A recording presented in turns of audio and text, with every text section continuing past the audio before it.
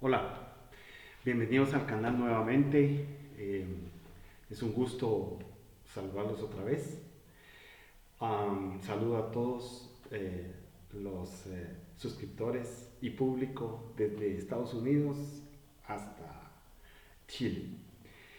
El día de hoy vamos a iniciar una serie nueva. Usted lo va a encontrar en un playlist distinto en YouTube porque, digamos, vamos a hacer una segunda revisión del Espigando del Evangelio de Juan. El Espigando 1 está prácticamente listo. Pronto, si usted quiere una edición escrita de lo que hemos hablado, va a salir. Usted solo me tiene que escribir y yo se lo envío. Por supuesto, todo es gratis, así que va a estar disponible el material en escrito. Hoy vamos a arrancar la revisión número 2. ¿Por qué? Porque eh, realizando el Espigando 1, digamos, fue una revisión bastante superficial. Sin embargo, se tocaron puntos muy interesantes, ¿no? Y aprendimos que al final eso es lo que queremos, ¿verdad? Yo soy un talmid, si usted se considera un talmid, entonces somos talmidim de Yeshua, y que pues sabemos que nosotros estamos aquí por la rueda del Mashiach, o sea, por la rueda de él, que es vivificante. Entonces, esa es la novedad del día de hoy. Vamos hoy sí arrancando desde el capítulo 1 del Evangelio de Juan. Eh, pues la idea es generar 1 hora, 45 minutos de grabación. No sé qué tanto podemos avanzar porque si este es un material que ya tenía unos meses de haberlo elaborado, de tal cuenta que vamos a tratar de ir enfatizando conceptos. El tema es que es tanta riqueza que hoy sí estoy, digamos, eh, tratando de explicar lo mejor que pueda. ¿Ok?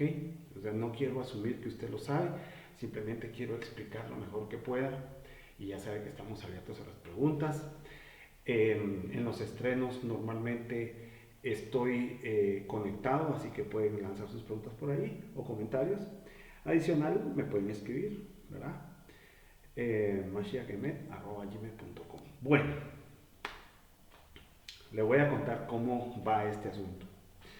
Aquí he escrito muy poco del material que tengo, ¿verdad? Vamos a tener que volver a borrar y volver a escribir, porque digamos Juan 1 sí ya nos presenta un gran reto, ¿verdad? Juan 1 es un mensaje, diría yo, más que para judíos y más que para Goim, o Hibrid y Goim, es un mensaje que tiene, digamos, mucha profundidad. Y si no tenemos cuidado, digamos, los mensajes en código que hay se nos pasan. Entonces tenemos que ir bien despacito y como usted es estudiante igual que yo, me va a ayudar a ir despacio. Eh, Aquí he comenzado a escribir, como le decía, vamos a estudiar Juan, pero mire usted qué interesante es esto. A la par tenemos notas sobre la carta a los hebreos y a la par tenemos notas de la carta a Colosenses. Fíjese. ¿Por qué?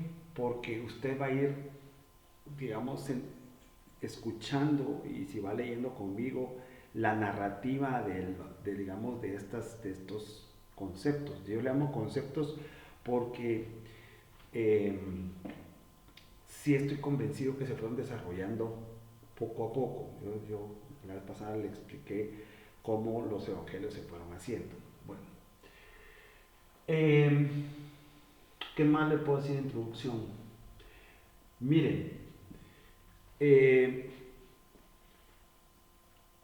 el evangelio de Juan, en realidad, pues ya saben, la tradición cristiana le atribuye a Juan, el discípulo amado, le dicen, el evangelio. Sin embargo, definitivamente que no hay certeza de quién lo haya escrito. La tradición lo dice, pero tenemos mil razones para dudar lo que la tradición siempre ha dicho. Detrás del Evangelio de Juan en realidad hay varias comunidades y esa es cabalmente una de las cosas que tenemos que entender para comenzar a estudiar Juan. Esta revisión o este espigado de Juan, sí voy a ir aclarando, digamos, por ejemplo, si usted lee Juan capítulo 1, del versículo 1 al versículo 18, ese grupo de texto, ¿sí?, originalmente no pertenecía al Evangelio. Entonces, eso yo se lo había comentado. Este Evangelio tiene estadías o desarrollos y se han reconstruido en la estadía o se le llama en el campo de erudición, los eruditos le llaman E1, luego está E2, luego está E3 y el E4, que es el final, es el que usted le llevó en su Biblia, en sus Biblias, ¿verdad? Entonces, este Juan 1, 1:18 pertenece a la estadía 2, fíjese, a la estadía 2. Y la estadía 2 no fue elaborada o no fue escrita antes del año 120 de nuestra era. Fíjese usted. ¿Eso qué quiere decir? Que las ideas que se expresan en Juan 1, del 1 al 18, no estaban todavía, digamos, entendidas, conceptualizadas, conversadas en esas comunidades antes del año 120. Digo, en las comunidades que arreglaron estos conceptos para incluirlos en un evangelio que le llamaron Evangelio de Juan. Pero por eso usted va a ver que a propósito he traído yo los comentarios de conceptos que ya se tenían en el año 64, por ejemplo, en la carta de los Hebreos, o en el año 62, en la carta a Colosenses. Igualmente, Colosenses y Hebreos, autores desconocidos. Hebreos, hay muchas especulaciones que lo hizo, pero Colosenses la tradición solo lo reconoce a Pablo. Yo realmente estoy en total desacuerdo de que Pablo haya escrito ese tipo de cosas, ¿verdad? Lo que sí es cierto es que las comunidades, no lo sé, pero las comunidades que en el 120 desarrollan E2, y este Juan 1, 1 al 18 pertenece a ese grupo de textos.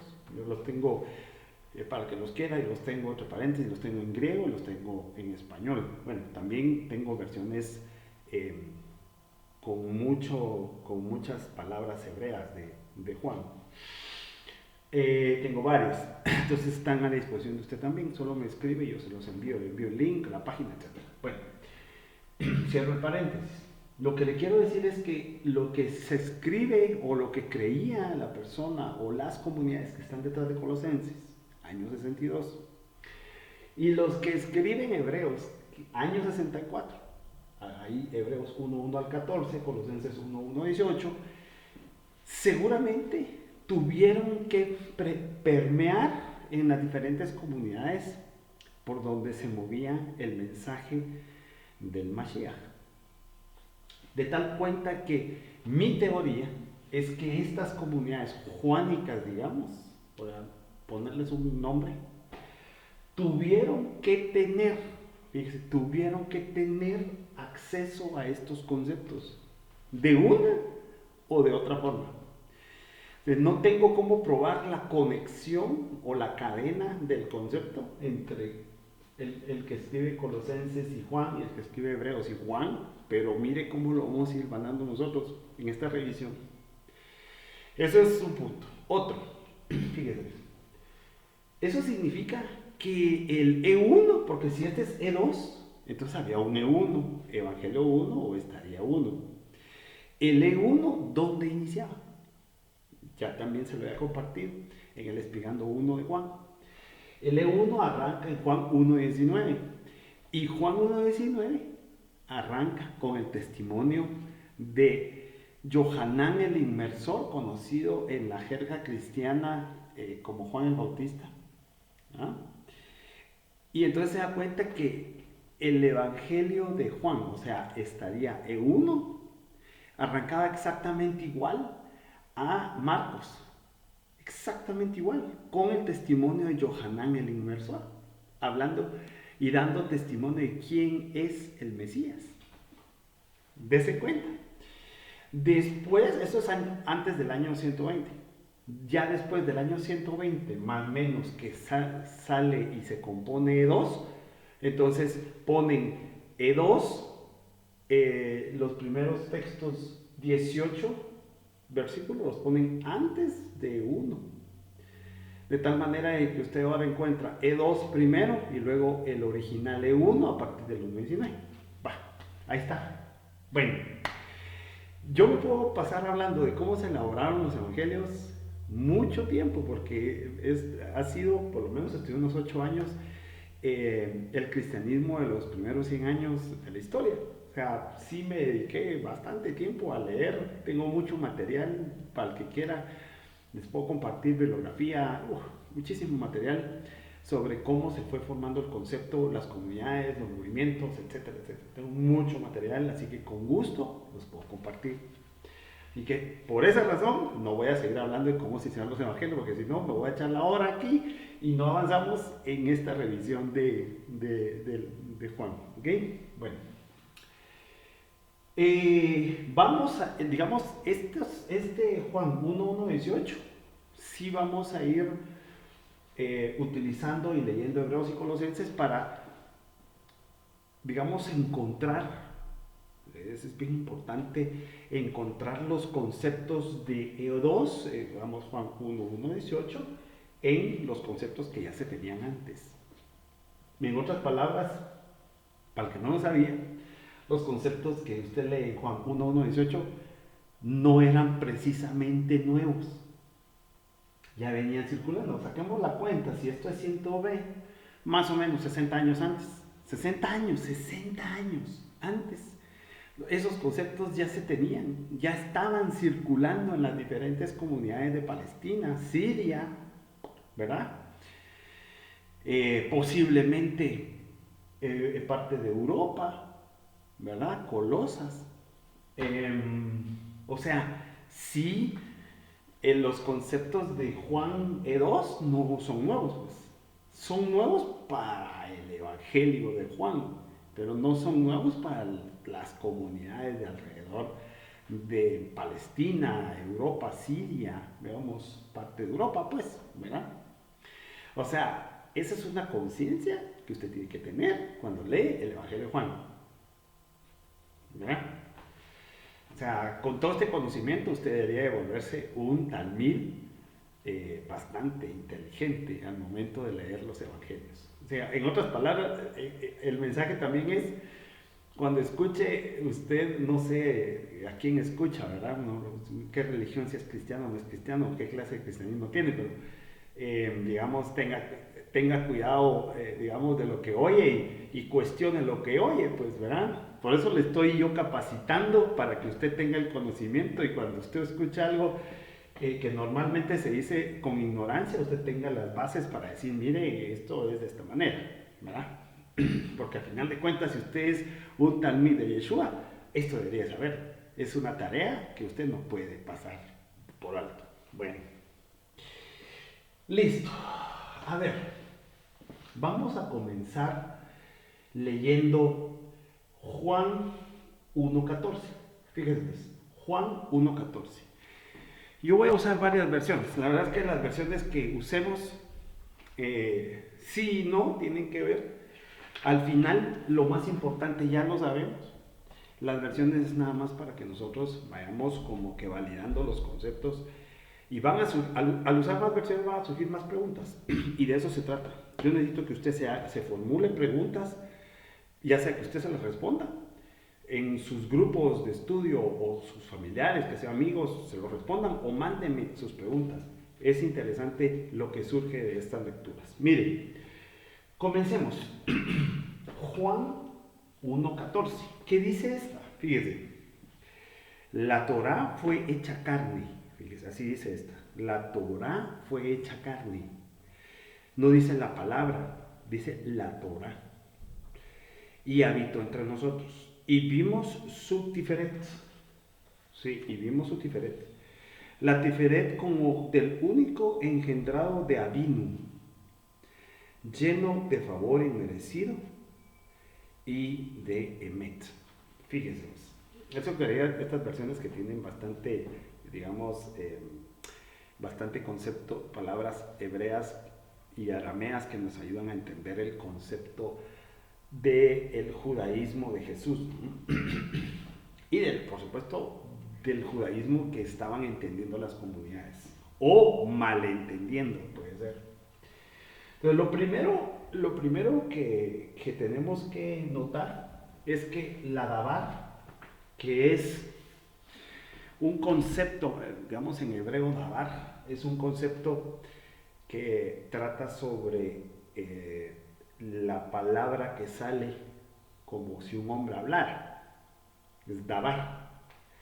Pero digamos, la palabra lo que en realidad es un pues, sonido en la garganta y luego es una especie de modulación de viento para que las palabras se formen y entonces usted puede escuchar. Algo así es la dabar. En todo caso, dice que el 1.14 la dabar estaba en el seno. Aquí dice de Abinu, ¿sí? En el seno de Elohim, la dabar, ¿sí? Esto es muy impresionante. Para los que me están escuchando y siguiendo la nueva serie bueno, yo hablo mucho de Elohim porque estoy estudiando a profundidad Bereshit y por eso surgió el tema de la serie del alma viviente, que dan muchas grabaciones, se los recomiendo, léalo, escúchenlo, mírenlo.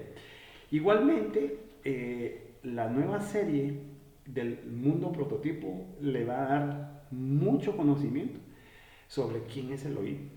Y precisamente por eso lo estoy mencionando. Miren, tengamos cuidado de pensar que Elohim es como un hombre.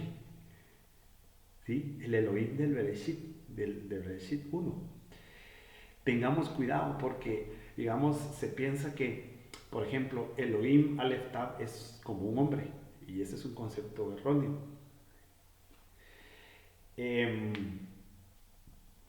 Yo voy a dar un acercamiento a qué se parece más Elohim Aleph Tav, para que usted comience a dimensionar qué es lo que quieren explicar acá.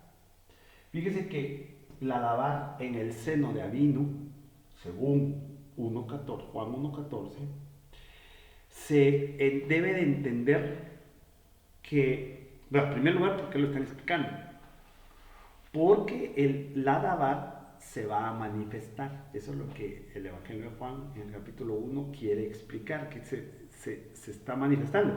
Bueno, de hecho dice claramente que la Torah fue hecha carne, así dice. La Torah fue hecha carne. Para que todos aquellos que la Torah la desechan, pues ahí dice claramente que la Torah fue hecha carne. Ahora, yo ya le he explicado el concepto de qué es la Torah. ¿Qué es la Torah? ¿Ah? Entonces, en su esencia, la Torah es el plano donde se piensa construir y desarrollar todos los mundos, incluido el prototipo. Entonces, aquí está hablando de que la dabar está en el seno, está, digamos, dentro de Elohim Aleph Tav. Ahora, ¿a qué se asemeja más Elohim Aleph Tav? Elohim Aleph Tav, que aquí lo están poniendo como Abinu, se asemeja más a Juan capítulo 4. Si no estoy mal, es el verso 24. Si no es 24, es 26. Si no es 20. ¿No? Que dice, o si quieren lo leemos mejor, ¿no? Si no tomamos el tiempo para leerlo, se lo voy a leer. Usted que es un talmid. Sí, mire cómo lo tiene esta versión. Dice, Eloah, lo escribe en hebreo, es Ruach. Y los que le adoran deben adorarle en Ruach y en Emet. Entonces, a eso se parece o es muy parecido, digamos, nuestra mente trata de dibujar conceptos, ¿verdad? Se parece Elohim al Tab. Entonces, bueno, ya le había explicado también esto, pero se lo vuelvo a explicar. Mire, pues, se lo voy a poner aquí en rojo para que usted lo tenga, ya que estamos repasando estos conceptos, porque de eso está hablando Juan. De hecho, yo tengo digamos, clara la conexión entre el pensamiento y conceptos de los que escribieron Juan Estadio 2, estos, con el que escribe el Bereshit. Imagínense eso. Bueno, mire, pues, Eloah, así leímos ahorita. Bueno, por cierto, era Juan 4:24. Sí tenía la referencia correcta. Juan 4. Eloah y Elohim. Elohim. Entonces, Eloah y Elohim, pues está hablando de el mismo ser, ¿verdad? Sin embargo, esto es singular y esto es plural. ¿Se recuerda que yo le expliqué que el IM en hebreo sirve para hablar de la pluralidad? Entonces, es un tema que vamos a explorar bien despacio en Bereshit 1, por eso ya también lo he dicho, pero Elohim viene de Eloah en singular, o sea que Elohim es plural. Plural. Por eso es que en hebreo, fíjese pues, en hebreo, Elohim le agregan el Aleph Tav. ¿Por qué? Porque Aleph Tav es la primera y la última, eso ya se lo expliqué, la primera y la última letra del alefato. Entonces, esto está hablando de una pluralidad. Y este Elohim es vamos a ver si me sale aquí, es la mem cerrada, se llama mem sofit. Bueno, listo. Entonces, fíjese pues, mire cómo se introduce el concepto de que la Dabar está en el seno, aquí dice de Avino. Vamos a ver qué otra versión tenemos cerca, no voy a terminar nunca yo. Pero lo que quiero transmitirle es que efectivamente es posible, porque como Eloah, Elohim, dice Eloah, Juan 4:24. Y entonces tenemos un conflicto. Fíjese pues el conflicto que tenemos. Y yo se lo quiero dejar como que de tarea, porque ayúdeme usted, digamos, si usted es un estudiante, ayúdeme también. El gran problema que tenemos para, digamos, continuar enseñando y explicando el Evangelio y el Brit Hadashah en general, es que los traductores, y mire cómo son los traductores no distinguen, a excepción de esta, pero el hecho de que esta versión lo distinga no significa que sea la verdad. Yo ya le dije, no hay una versión de las 3.000, 10.000, 8.000, 100.000 versiones vigentes hoy que tenga la verdad. No hay ni una. Todas han sido tocadas. Todas. Entonces me dice, Luis Pérez, entonces, ¿cómo sabemos la verdad? Por eso es que yo siempre le digo, mire, la verdad le pertenece a la Ruach de Emet. Ella es dueña de la verdad y por lo tanto de las escrituras. Ahí está la verdad absoluta. Entonces nuestro deber es escudriñar y conectarnos con la Ruach. Entonces la Ruach nos tiene que decir, por eso le dije, alguien va a decir, Luis, pero tú estás loco. La verdad es que no estoy loco. Estoy más cuerdo que nunca antes en mi vida.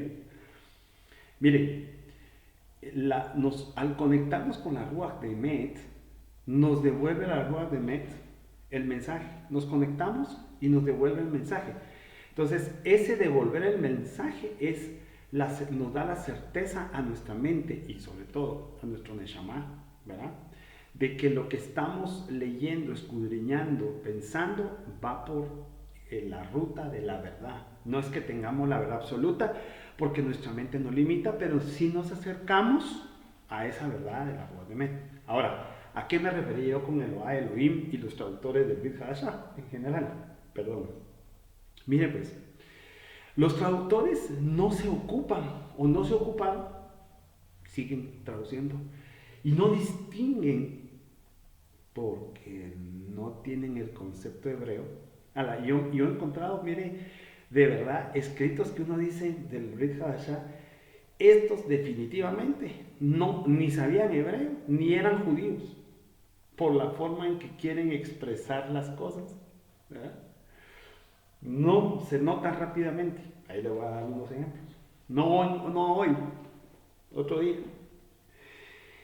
Mire, los traductores no distinguen cuándo es Elohim, cuándo es Eloah, cuándo es Yahvé Elohim, etc. Y en sus Biblias usted solo encuentra Dios aquí, Dios allá, Dios aquí, Dios allá, Dios aquí, Dios allá. ¿Sabe por qué? Primero porque no saben. Segundo, porque no les interesa, digamos, una conciencia realmente para que el mundo creyente en el Mashiach tenga la verdad, no les interesa. A ellos les interesa imprimir y vender Biblias, imprimir y vender Biblias, imprimir. Qué triste, ¿verdad? Pero es la verdad. Por eso es que es necesario, si usted me dice que está consiguiendo y coleccionando diferentes versiones, lo felicito, porque entonces va a tener mucha referencia de poder comparar y decir por dónde va realmente la verdad. Entonces, traducen Dios como si fuera Dios aquí, Dios allá. Entonces, será Eloah, será Elohim, será Yahvé Elohim, ¿sí? En los escritos hebreos sí lo distinguen, ¿no? Pero cuando lo pasan a español, sigue poniendo Dios, ¿no? Entonces volvemos a caer lo mismo. Entonces, nuestro deber como estudiantes, ¿verdad?, es encontrar los contextos correctos para encontrar por qué se lo ha y por qué soy Luis Pedro, y así decir, si realmente amas la verdad. Ahora, si no amas la verdad, te da lo mismo leer, no leer o leer cualquier cosa. Así de simple, ¿no? Bueno, dicho lo dicho, entonces volvemos a la Dabar que estaba en el seno. Según esta Biblia, esta traducción, la Torá se hizo carne. Bueno, por eso es que está primero diciendo que estaba en el seno, ¿sí? Y le expliqué que Elohim Aleftav es Ruach, Ruach. De tal manera de que si ya nuestra mente comienza a conceptualizar a Elohim Aleftav como Ruach, y entonces aquí dice que la Dabar estaba dentro, y aquí dice que la Torá estaba en el seno. ¿Qué significa entonces? Que la Torá es Ruach y que la Dabar es Ruach, y que varias versiones están entendiendo que la Torá y la Dabar es lo mismo, ¿verdad? Fíjense, pero al final son Ruach. Yo no diría que son diferentes, yo lo que diría es que los traductores no han logrado entender el contexto para traducir correctamente, es lo que diría. Entonces vamos a quedarnos en que la Dabar, la palabra de la Torá, en este momento lo vamos a hablar como solo un concepto, y que como está dentro, y vamos a entender que es Elohim, porque ese es, digamos, ahí se da cuenta usted que los que están escribiendo E2, esa comunidad, ellos lo que están explicando es que el Elohim Aleph Tav que aparece en Bereshit 1.1 es Yeshua. Eso es lo que ellos están explicando. Pero, fíjense que estas comunidades tratan de explicar, sobre todo esta comunidad, con conceptos de la carta de Hebreos y con conceptos de la carta de Colosenses, cómo Elohim Aleph Tav se comienza a manifestar. Siendo Ruach, se comienza a manifestar. Lo que le quiero decir es que no es precisamente la Ruach Elohim Aleph Tav que se metió en un cuerpo humano, eso es lo que le quiero decir, sino ellos, los que están aquí, estos tres, y hay más conceptos, pero yo elegí a estos tres para que comencemos por algo, porque es tanta información. Ellos tratan de explicar que hay un Aleph Tav, pero que se comienza a manifestar. Y ese comenzar a manifestar es lo que ellos quieren explicar. Bueno, eso es lo primero. Lo segundo, dice, a Elohim nadie le ha visto. Juan 1.18. Veamos Juan 1.18 por acá. ¿Qué dice? Ningún hombre ha visto a Abi Yahvé, el Hijo unigénito, Yeshua. Bueno, esta versión dice Yeshua, que estaba en el seno de Ab. Ab es traducido como mayor. Ab lo ha declarado, o lo ha manifestado, o lo ha explicado. Fíjese, pero dice, ningún hombre nunca ha visto a Abi Yahvé. Esta dice Abi Yahvé, pero la pregunta que tenemos que hacernos hoy es, ¿deberíamos de nosotros entender en el contexto que es Abi Yahvé, o es Elohim, o es Eloah? O Elohim Aleph Tav, como hemos estado enseñando en Bereshit. Eso tenemos que responderlo, tenemos que entenderlo. O sea, si la Ruach lo tiene, no lo puede decir. ¿Sí? Por cierto, entre paréntesis, usted sabe, le voy a decir algo rápido, no sé cuánto, llevo 32 minutos y la verdad es que no he podido entrar porque, digamos, el material que traía yo es el triple de esto y estoy en un concepto, no he podido entrar, ¿verdad? Pero creo que le estoy transmitiendo información. Mire, entre paréntesis le voy a decir algo. De lo que hemos estudiado tanto del Evangelio, del Espigando 1 de Juan, como del Espigando 1 de Marcos, a Marcos vamos por el capítulo 9, ya vamos avanzando. Igual no es una carrera esto, pues es de irlo cabalmente disfrutando, ¿no? Disfrutando, aprendiendo, ¿verdad? Y los conceptos que van quedando en nuestro Neshama. Y nuestra mente, por supuesto, ¿verdad? Y al final que impacten nuestro Nefesh, que es el alma. Bueno, ¿qué le quiero decir entre paréntesis? Usted sabe que estudiando Marcos, estudiando Juan, en el Espigando 1, encontramos que es histórico, puede ser una verdad real que sí sucedió, que la comunidad que conocía a Yeshua, más sus familiares, consideraban a Yeshua como un loco. Ellos decían que él estaba fuera de sí por lo que estaba hablando. Decían, él está loco. Va, eso es. Y habían ciertas comunidades que lo conocían, que decían que él estaba, digamos, las Biblias normales le dicen endemoniado, es decir, que tenía ruajim negativos, y por eso es que hablaba como hablaba. O sea, estaba disvariando. Eso es lo que decían de él. Entonces, no cabe duda que alguien me verá llegar. Este cuate, Luis Pedro, a estar medio loco, se están zafando las tuercas, ¿no? Por lo que habla. Bueno, conclusión 1, Yeshua no estaba loco, ni tampoco tenía ruajim negativos, ¿verdad? Y yo tampoco. Yo tampoco estoy loco. Cierro el paréntesis. Bueno, sigamos. Fíjese. Entonces, mire qué interesante. A Elohim nadie le ha visto. Y entonces, ¿por qué nadie le ha visto? Porque es Ruach. Porque, digamos, está aclarando, digamos, esta parte de Juan, está aclarando que no se le puede ver. No se le puede ver. Al menos al nivel de Elohim Aleph Tav. Aquí. Digamos que aquí está Elohim. ¿A qué me refiero? Elohim Aleph Tav. Y por aquí va a aparecer Yeshua. Fíjense. Entonces, las comunidades que desarrollan este tipo de pensamiento, lo que están tratando es de explicar cómo, estando tan alto Elohim Aleph Tav, desciende, y en este bucle que el hebreo le dice Olam Hasé, hasta aquí abajo, aparece Yeshua diciendo y enseñando sobre cómo es este mundo de donde él viene.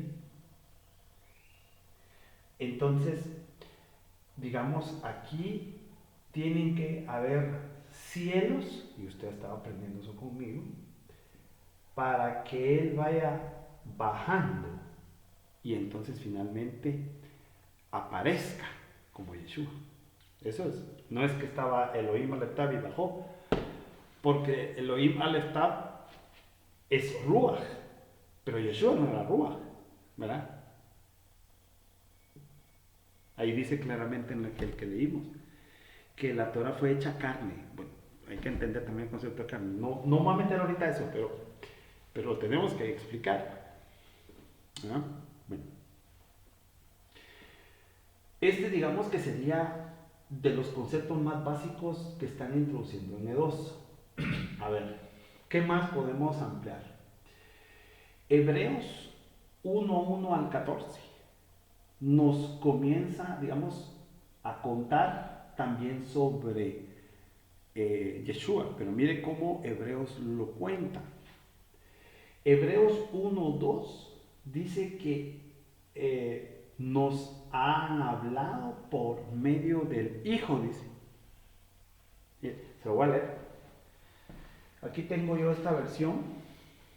Esta versión se llama, bueno, Código Real se llama, por si lo quiere, se lo comparto. Lo tengo en digital. El 1:2 dice, al final de estos días nos habló por el Hijo, dice, a quien constituyó heredero de todas las cosas, pues teniéndolo a él en mente fue que hizo el universo. Así dice esta versión. Pero fíjese que Hebreos 1:1 traduce esta versión como Dios, y eso es lo que le digo. Dios, habiendo hablado en la antigüedad a los padres muchas veces y de formas diferentes por medio de los profetas. Esta traduce como Dios. ¿Sí? Entonces, aquí nos está diciendo que al final de estos días, y esto es un tema que yo le voy a dejar abierto, porque claro, no estamos estudiando la carta de Hebreos, lo que quiero yo es simplemente contarle que ya en los conceptos que está usando Juan 1:18, que es la estadía 2 del Evangelio, esos conceptos antes, 60 años antes, ya se hablaban, ya se enseñaban, ya digamos, circulaban las ideas. No es un concepto nuevo. Pero lo que le quiero decir es que cuando dice estos días,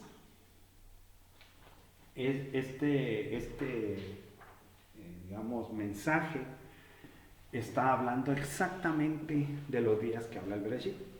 Por eso es bien importante entender el Bereshit. Pero eso se refiere a esos días. Bueno. Dice que nos habló por medio del Hijo. No, en este momento, como es tan introductorio, no me voy a meter a hablar ni del concepto del Padre y del Hijo, que lo estudiamos en Juan, en todo el Evangelio, en el Explicando 1. Lo que sí le voy a decir es que tenga en mente que, digamos, si usted se mete a estudiar el Ab desde el hebreo, ¿sí? Usted va a entender que es posible, fíjese, yo no digo que así sea, pero es posible que cuando están traduciendo padre e hijo, ¿sí? O habla del hijo, obviamente, si es que es hijo, es padre, el otro, entonces lo que está hablando es que hay uno más grande que el otro. De eso se trata. El mayor y el menor. De eso se trata, digamos, ese contexto o esa traducción en ese contexto. Luego, digamos, habla que tu trono es para siempre. Es Hebreos 1:8. Leamos Hebreos 1:8. A ver, Mire, pues aquí necesito yo una mesa como de 20 metros para poner tantas cosas y me quepa todo usted. Yo lo tengo regado. Mire, Hebreos 1:8. Pero del Hijo dice, tu trono divino es para siempre y el cetro de la realeza es cetro de equidad. Mire, ese concepto que estamos leyendo en esta traducción de Hebreos 1:8, cuando habla de cetro y cuando habla de trono, como dice aquí, trono y cetro de realeza, cetro de equidad, es porque está hablando de un juez. Miren, está hablando de un juez. Entonces, recuérdese de las enseñanzas que le he dado sobre Elohim. Elohim, eh, en su traducción del hebreo, puede significar, fíjese pues, ponga atención, porque el hebreo es tan rico que necesitamos ver la palabra anterior y la palabra que sigue y el conjunto de palabras que están alrededor para entender el contexto, por qué razón debería entenderse como. Uno, voy a ponerlo así, dioses. Fíjese pues, esa es una traducción. Dos, poderosos. Poderosos. Y tres, jueces. Entonces usted me dice, ¿y entonces también puede traducirse Elohim como jueces? Sí. ¿Y entonces también puede traducirse Elohim como poderosos? Sí. ¿Y puede traducirse Elohim como dioses? Sí. Mire, yo disfruto enseñando, por eso es que me río. Yo realmente me hace feliz enseñar y me hace, y le voy a decir algo. Le hablaba a alguien en cierta ocasión y le decía, mira, cada vez que yo entiendo más, yo siento que soy más pequeño, ¿verdad? Porque el hombre en su bajeza piensa que es muy grande. Pero yo cada vez que entiendo más, yo me siento más pequeño. Yo le digo, mira, yo me siento como, a veces me siento como una hormiga al conocer la grandeza de quien nos hizo. Me siento cada vez más pequeño. Hoy bueno, no recuerdo exactamente cuánto mido, pero me siento más pequeño que una hormiga. Es que de verdad, quien nos ha hecho y quien nos ha trasladado esto es una matriz espiritual, inteligente, perfecta, divina. Es algo muy grande. Nosotros somos demasiado pequeños, ¿no? Y entonces le quiero decir algo sobre esta traducción dioses poderosos jueces. Fíjese, pues, cabe la explicación porque usted lo tiene que saber y porque el contexto de esta enseñanza por ahí va. Mire, el judaísmo ortodoxo se ha encargado, es que lo que le voy a decir es bien fuerte, el judaísmo ortodoxo se ha encargado de traducir del hebreo a los idiomas, por ejemplo, al español, o también lo traducen al inglés, ¿no? Son de las versiones que yo normalmente leo, hebreo-español, hebreo-inglés. No sé latín, así que sí leo inglés y sí leo español, entonces sí lo entiendo. Por eso se lo estoy diciendo, no porque me lo contaron. Eh, pero fíjese cómo el judaísmo, porque pues obviamente uso Torah yo uso Torah hebreo, español y hebreo inglés. Entonces, fíjese que del hebreo traducen Elohim. ¿Y cómo quiere que lo traducen al español? D-I-O-S, Dios.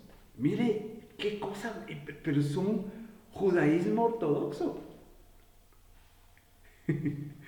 Judaísmo ortodoxo traduciendo Elohim Aleph Tav.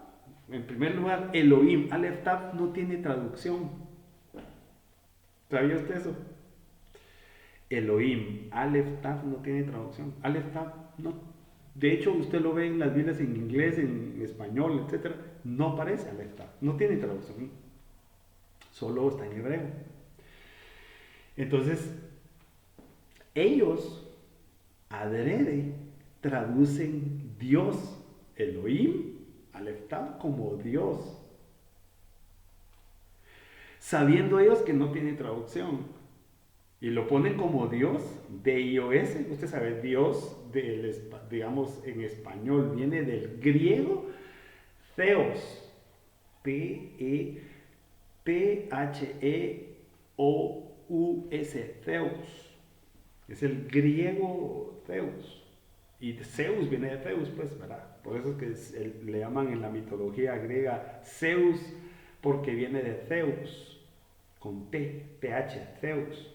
Pero Dios viene de Zeus.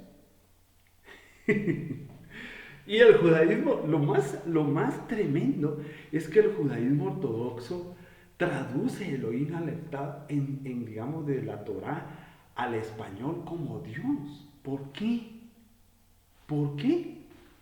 Ah, bueno, que digamos el cristianismo, y ahí metamos a todas las iglesias, traduzca como Zeus Dios, pues es más que evidente, pues más corrupción del texto y de mitologías, y imagínense dónde viene, si la vaina vino de Roma, pues, o sea, tenían como 500,000 dioses, pues, mitologías griegas, alemanas, de las islas de Europa, no olvides, celtas, de todo. El imperio tenía de todos los dioses posibles que pudiera la gente pensar que existían. Entonces, que el griego al español traduzcan Dios, que viene de Zeus, un concepto griego, pues eso es más que normal. Pero que el judaísmo ortodoxo traduzca Elohim Aleftad como Dios, eso es interesante. Yo tengo mi propia teoría del por qué, fíjese.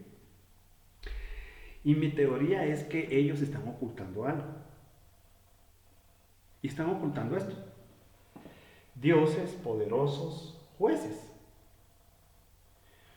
Obviamente leo también mucho distintos judaísmos, porque no solo hay ortodoxos, hay otros judaísmos, por supuesto que lo leo. No, tendré unos 8 años hasta el día de hoy de estar leyendo diferentes judaísmos, no solo el ortodoxo. Entonces, en general en eso están de acuerdo, ¿verdad? Y es que ellos no aceptan que el contexto y las traducciones desde el hebreo puedan reconocer la pluralidad de Elohim. Esto es bien tremendo. Y esto usted lo tiene que saber. Entonces usted va a ir, no, es que el IM sí sirve para la pluralidad.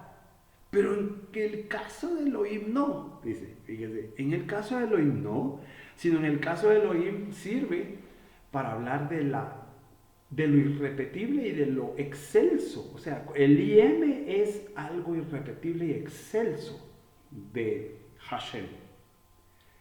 Ciertamente es cierto, pero no solamente eso.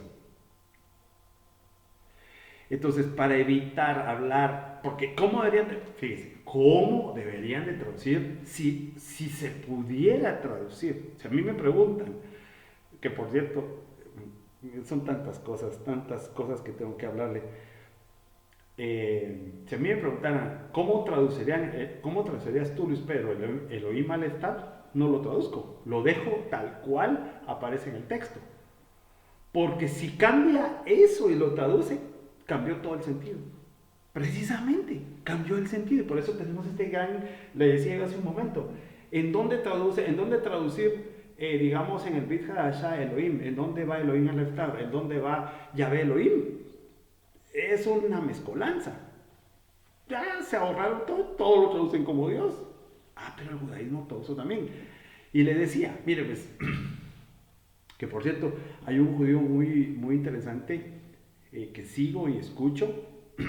Él está en el campo de la educación, ya se lo había compartido, ya se lo había dicho. Él está proponiendo que se reescriba toda la Biblia por temas educativos, fíjese, por temas educativos, y que se reescriba, pero no la reescriba, digamos, nosotros hombres, ¿verdad? Sino la inteligencia artificial. Imagínese usted, dice que el mundo ha cambiado tanto que es necesario que toda la Biblia sea reescrita, incluido el Nuevo Testamento. ¿Qué le parece? y mire, año 2024, vamos a ver qué noticias tiene ya este movimiento. Es un movimiento fuerte, tiene muchos seguidores, se mueve mucho, pues se mueve en todo el mundo, y es muy aplaudido. Entonces vamos a ver si no se lanzan su primera versión de la Biblia con inteligencia artificial. Pero bueno, ¿qué pasaría si el judaísmo ortodoxo tradujera como tuvieran que traducir? Por eso me metí aquí por el tema de Hebreos 1.8. Fíjese, dioses poderosos jueces. ¿Cómo lo traducirían? Tendrían que poner, hagamos al hombre a nuestra imagen.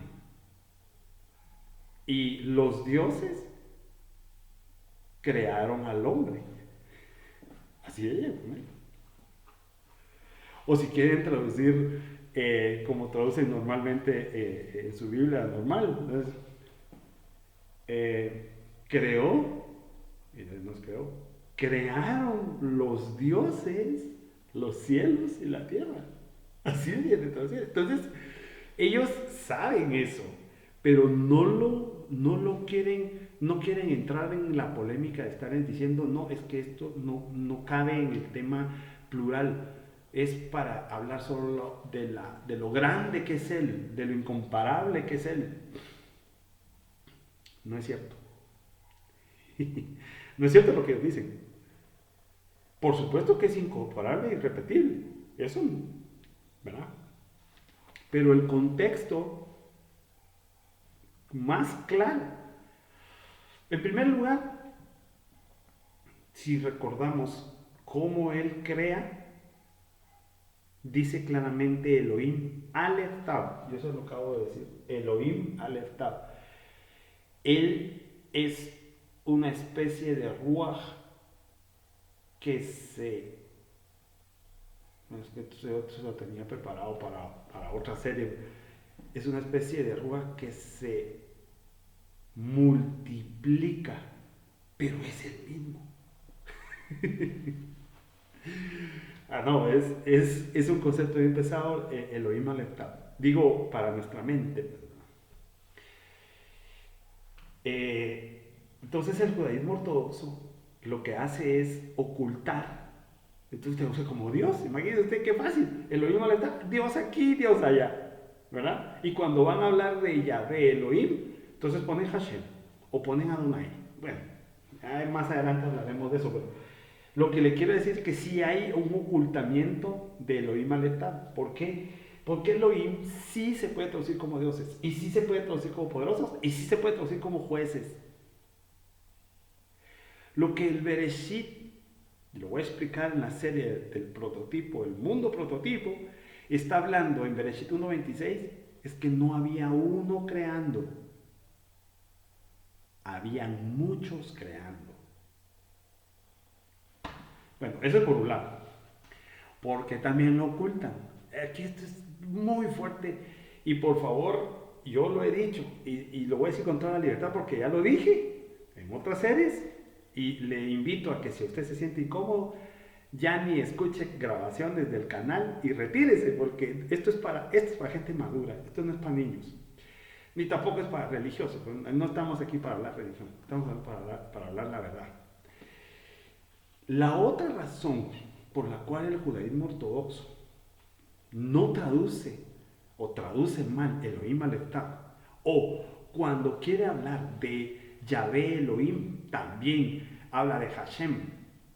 Yo no digo que sea malo, está bien, pero ellos se escudan en la santidad y yo estoy de acuerdo. Pero no es esa la verdadera razón. Lo que nos están escondiendo, y ellos lo saben, lo que les estoy diciendo ellos lo saben.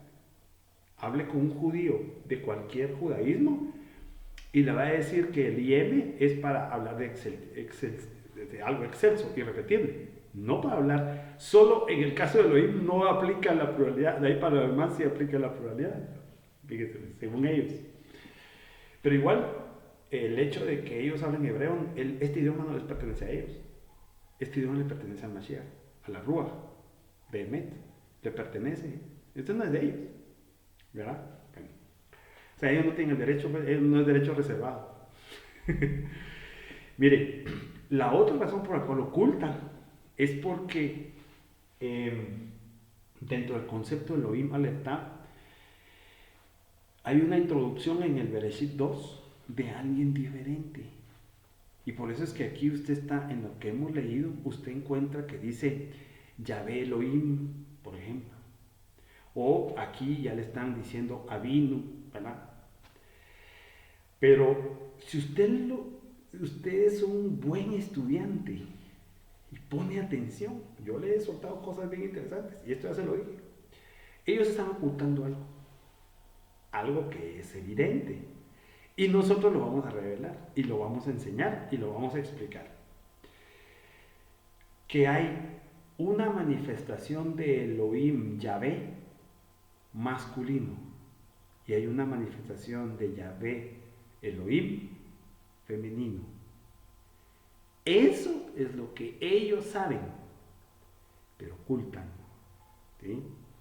Entonces, entre que se escudan en la traducción y en que se escudan en la pluralidad y en que se escudan en que el Ejad es uno, que eso es cierto, pero no tiene nada que ver con lo que estamos hablando. Por eso es que yo le estoy explicando el mundo prototipo para que usted tenga en su mente el contexto correcto de lo que estos escritores de Juan quieren explicar. Fíjense. Entonces, y también espero que a usted no le cause, digamos, tanto, no sé, no debería causarle daño o no sé, pensar de que hay un Yahvé Elohim masculino y un Yahvé Elohim femenino. Eso no debería causarle nada. Yo ya se lo dije. Digamos, cuando Bereshit, y esto no es, esto es nada más para explicar Juan, cuando Bereshit habla, hagamos a nuestra semejanza a literalmente en hebreo, Adam, que ese Adam tampoco es una persona, sino es una especie de, bueno, no una especie, es Nefesh, es Ruach, pues. Entonces dice, hagámoslo o hagámonos semejantes. Es porque hay más. El contexto habla de pluralidad. Bien, a mí se me fue el tiempo y me quedé solo en estos dos conceptos. Entonces, aterricemos a la creencia que está en Hebreos y que ya desde el año 64 circulaba el pensamiento, la idea en las comunidades creyentes del Mashiach, ¿sí? Y es que tu trono es para siempre, está hablando de que es juez, o sea, es Elohim. Lo que están diciendo cuando dicen eso es que es Elohim. Es un Elohim, pero ahora nosotros sabemos que Él es en esencia Elohim Aleftad. Ahí va a ver, ahí lo vamos a probar. Según el Evangelio, hablo según el Evangelio de Juan. Esa idea no es mía. Esa idea yo la leo acá. Entonces lo que está diciendo es que es un Elohim, pero nosotros sabemos que es Elohim Aleftad. ¿Sí? Eso es lo que quiero decir. ¿Qué otro concepto se introduce en Hebreos? Fíjese que en Hebreos, en el 1.19, dice que amó la justicia y aborreció la iniquidad. Eso es lo que dice. Hebreos 1.19. Hebreos 1.19 dice, fíjese. Ay Dios, a ver. Esto es...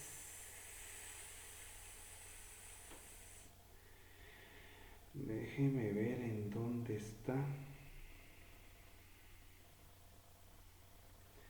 Nosotros leímos, perdón, esto está malo, no es 1.19, es 1.9, no es 1.19, es 1.9, porque estamos viendo hasta el 14, es 1.8, 1.9.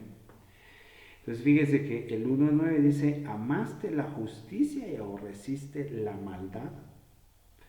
Justamente ha hecho Dios, tu Dios, escogiéndote para ungirte con óleo de gozo más que el resto de tus compañeros. Entonces, la pregunta es, ¿cuándo? ¿Cuándo amó más la justicia y aborreció la iniquidad, según Hebreos 1:9. ¿Eso qué quiere decir? Que habían Elohims, según el 1:8, que es Elohim, un juez, o sea que habían Elohim, que sí amaron la iniquidad, ¿verdad? Porque él no, pero otros sí. Así dice. Tú aborreciste, tú aborreciste la maldad, aborreciste la iniquidad, pero amaste la justicia. Pero el contexto es que es un Elohim. Entonces, cuando habla y dice claramente, fuiste ungido más que tus compañeros. Dice, para ungirte con óleo de gozo más que el resto de tus compañeros. Ay, ¿quiénes son los compañeros? Ah, todos tienen compañeros. Entonces, hay que ubicarnos en qué contexto está diciendo esto, ¿verdad? No es el contexto de digamos, cuando dice que se hizo el 1:14 de Juan, que se hizo carnes. O sea que si nosotros vamos a interpretar que el 1:14 es aquí abajo, ¿sí? Porque una cosa es que se haga carne y otra cosa es digamos, lo hayamos visto. Pero aquí lo que está diciendo es que si no interpretamos que es carne esta, y en realidad no lo es, entonces este contexto del Elohim juez y de los compañeros, y él amando más la justicia y aborreciendo la iniquidad, es porque los Elohim podían elegir. O sea que este contexto está hablando de un intermedio entre Elohim Aleph-Tav, ¿sí? Elohim Aleph-Tav y Yeshua, obviamente en el medio. ¿Me siguen la idea? Mire, y por eso decía, es importante que nosotros tengamos claro de qué está hablando este Juan y de qué está hablando este Hebreos. La verdad es que no sé cuánto tiempo, ya se me fue el tiempo, no hay más tiempo. Aquí sigue, pues esto es nada más, me he pasado hablando 1 hora sobre la introducción, pero es necesario que lo introduzca de esta manera. Obviamente vamos a seguir, pues hoy iniciamos el Espigando 2 de Juan, y entonces yo le quiero pues ir cerrando un breve resumen porque no hay más para dónde, ¿verdad? Y decirle que mi compromiso es con el Mashiach y con usted que me escucha, porque si usted me escucha es porque usted está interesado y ya lo dije, es sobrenatural, ¿verdad? Pero hay algo importante que le quiero decir. Mire, usted al estar escuchando esto, usted se conecta, no conmigo por supuesto, pero se conecta con la Ruach de Emet. O sea, no lo olvide.